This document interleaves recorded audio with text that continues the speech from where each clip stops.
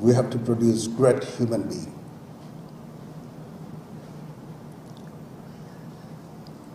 Institution has a lot to do in producing great human being. Unless আপনারা যদি ভালো মানুষ না হন তাহলে কখনোই দেশ এবং জাতির কোনো উন্নয়ন সম্ভব না। এই জন্য প্রথম যে জিনিসটা হতে হবে আমাদেরকে ভালো মানুষ। Only then you can contribute, whatever you contribute, the country and nation will prosper.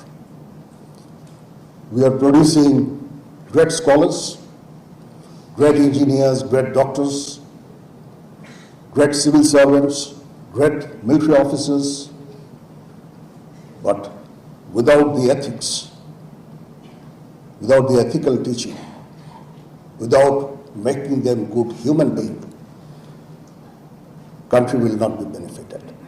That is why I always encourage you to be disciplined, to good human being, and of course, with your intellect, you will be great engineers.